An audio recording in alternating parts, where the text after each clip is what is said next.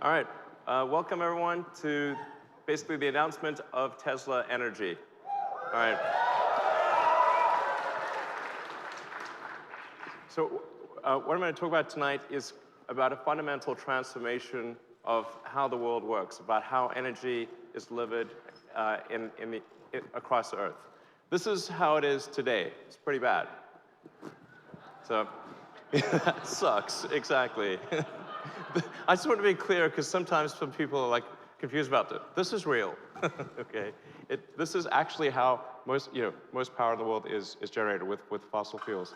And if you look at the curve, that's a famous curve, the Keeling curve, which shows the growth in CO2 concentration in the atmosphere. And every year it ratchets up. It gets higher and higher. And if we do nothing, that's where it's headed, to levels that we don't even see in the fossil record. So this is. Well, I think we collectively should do something about this, and not try to win the Darwin Award. For us and a lot of other creatures too. So the way the grid works today is this: you've got coal, you've got natural gas, nuclear, hydro, and then wind and solar, but not enough wind and solar, obviously. So that's sort of the grid typically in most countries. And then you'll notice something, which is that there's quite a big difference in peak to trough usage. So the peak usage is typically at least twice the trough usage. So please bear that in mind. I'm going to reference that again later in the presentation. That's an important point. So what we're here to talk about is the solution. I actually think it's really a fairly obvious solution, but it's something that we need to do. And the solution is in two parts. Part one, the sun. we have this handy fusion reactor in the sky called the sun. Okay? You don't have to do anything. It just works. Shows up every day and produces ridiculous amounts of power. Okay? Now, a lot of people aren't clear on how much surface area is needed to generate enough power to completely get the United States off of fossil fuels. Most people have no idea. They think that it must be some huge amount of area, like maybe you need these satellites in space and like space solar power. If anyone should be in favor of space solar power, it should be me. But this is completely unnecessary because actually very little land is needed to get rid of all fossil fuel electricity generation in the United States. That blue square there is the land area that's needed to transition the United States to a zero carbon electricity situation. It's really not much. And most of that area is going to be in rooftops. So you won't need to disturb land, you won't need to find new areas. It's mostly just going to be on the roofs of existing homes and buildings. So I really think that image is an important one to bear in mind when people are thinking about solar power. Like, how much will it take? Is it going to take some enormous amount? No, it's just that blue square. Okay. Blue square. Now, the obvious problem with solar power is that the sun does not shine at night. So I think most people are aware of this. So this problem needs to be solved. We need to store the energy that is generated during the day so that you can use it at night. And also, even during the day, the energy generation varies. There's a lot more energy generated in the middle of the day than at dawn or dusk. So it's very important to smooth out that energy generation and retain enough so that you can use it at night. So now, what you may not have noticed in that earlier slide where I showed the blue square was that there was one red pixel. Okay, in the blue square was a red pixel. Now it's zoomed in so you can see that red pixel. That is the size of the batteries needed to transition all of the United States to being solar with batteries. Okay, it is a very tiny amount. Okay. 1 pixel, just remember that. 1 pixel is the size of the batteries needed for the United States to have no fossil fuel generated electricity. This is no room at all. So not a problem for solar or batteries. Now, the issue with existing batteries is that they suck, okay? They're really horrible. They look like that. They're expensive, they're unreliable, they're sort of stinky, ugly, bad in every way, very expensive. You have to get some sort of, you need to combine multiple systems. There's not one integrated place you can go and buy a battery that just works, which is what people really want to buy. So we have to come up with a solution. That's the missing piece. That's the thing that's needed to have a proper transition to a sustainable energy world. So the missing piece is what we're going to show you tonight.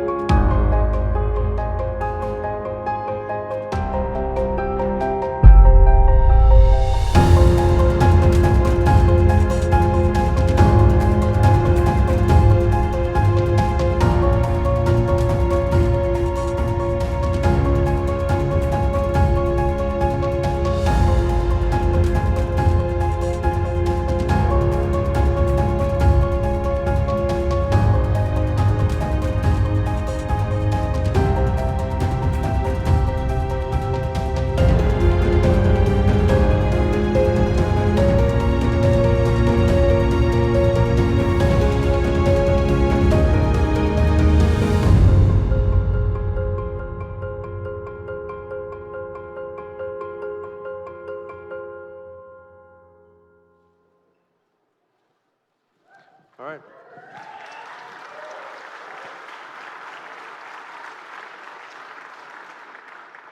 So this is a product we call the Tesla PowerWall.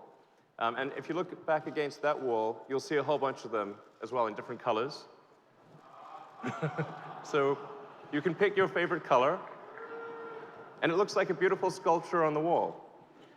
So it's very important. I want to point out a few things that are very important about this. The fact that it's wall-mounted is vital, because it means you don't need to have a battery room. Okay, you don't have to have some room filled with nasty batteries. It means that a normal household can mount this on their garage or on the outside wall of their house, and it doesn't take up any room. It's flat against the wall. It has all of the integrated safety systems, the thermal controls, the DC to DC converter. It's designed to work very well with solar systems right out of the box. And it addresses all the needs. If you're thinking about sort of buying a battery, what does this provide you? Well, it gives you peace of mind. So if there's a cut in the utilities, you're always going to have power, particularly if you're in a place that's very cold. Now you don't have to worry about being out of power if there's an ice storm. You can actually go, if you want, completely off-grid. You can take your solar panels, charge the battery packs, and that's all you use. So it gives you safety, security, and it gives you a complete and affordable solution. And the cost of this is $3,500.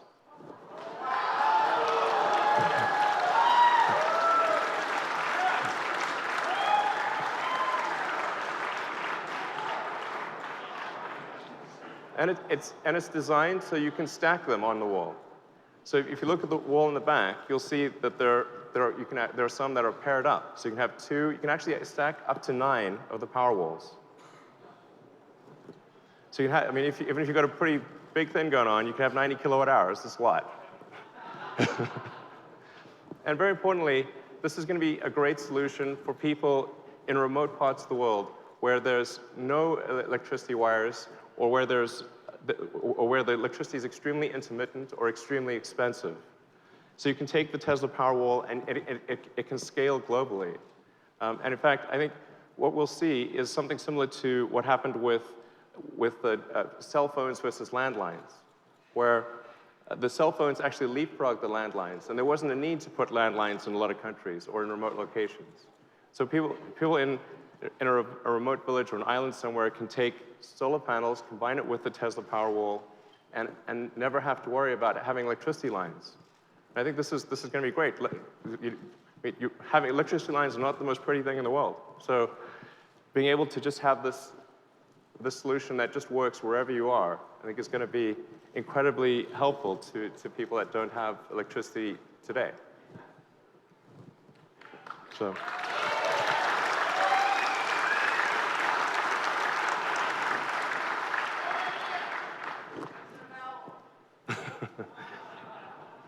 So you can order the Powerwall right now on the Tesla website. Actually, go to teslaenergy.com and you can order the Powerwall right now.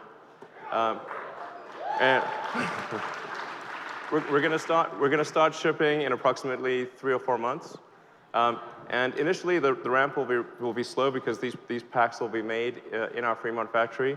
And then next year, the ramp will go much, much higher as we transition to the Gigafactory in Nevada.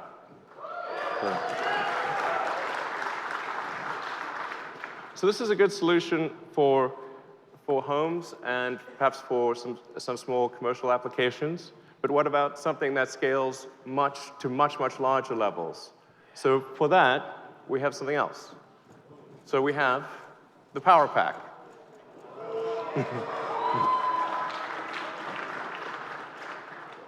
So the Tesla Power Pack is designed to scale infinitely. So you literally make this into a gigawatt-hour class solution. you could go gigawatt class or higher. And in fact, we already have one utility that wants to do a 250 megawatt-hour installation just using the Power Pack. Now, I think it would be a good idea, this would be a good time to transition the power that we're using in the building to being battery powered, of course. So let's go to the camera feed let's go check out the power meter.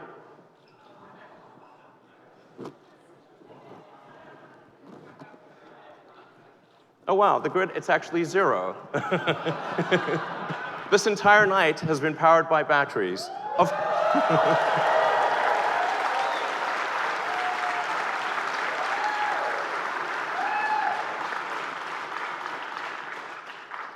Not only that, the batteries were charged by the solar panels on the roof of this building.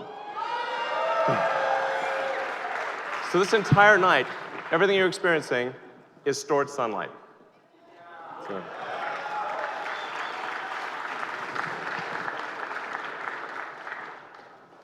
So when I say scalable, I really mean scalable. We can do gigawatt-class installations with the Power Pack.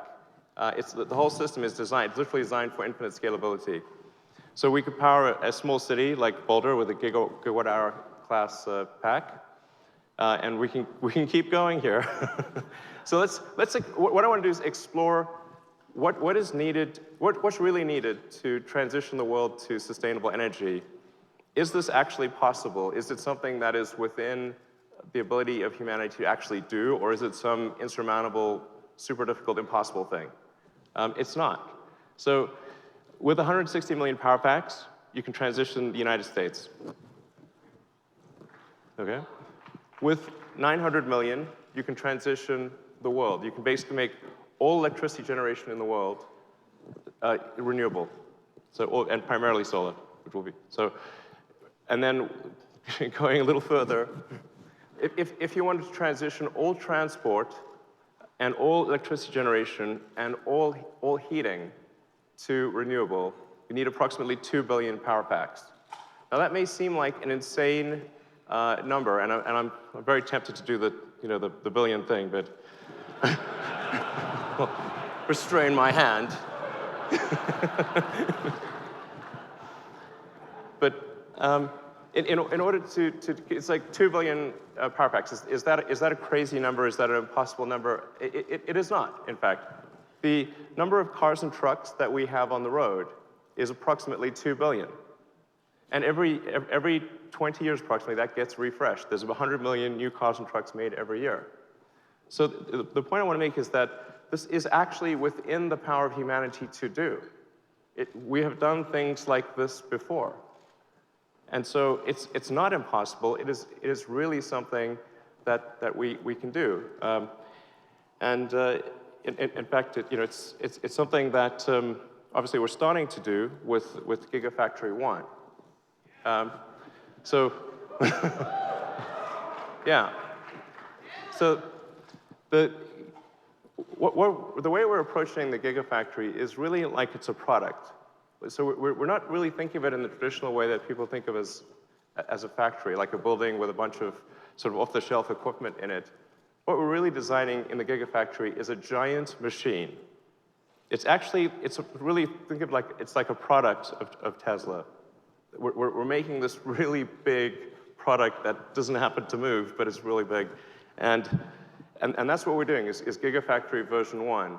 And we're building that in Nevada right now. And there will need to be many Gigafactories in the future. And with, I do want to emphasize that this is not something that we think Tesla's going to do alone. We think there's going to need to be many other companies building sort of Gigafactory class operations of their own, and we hope they do. And the Tesla policy of open sourcing the patents will continue for the Gigafactory and for the Power Pack and for all these other things.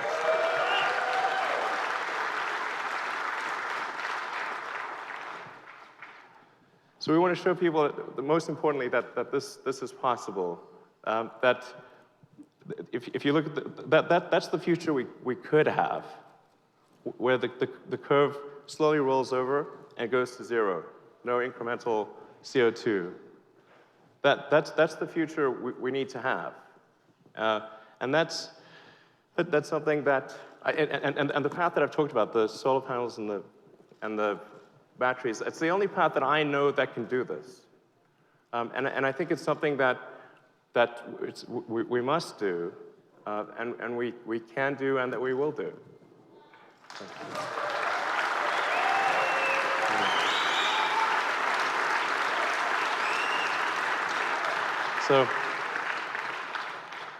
So thank you all for coming tonight, and I hope you had a great time.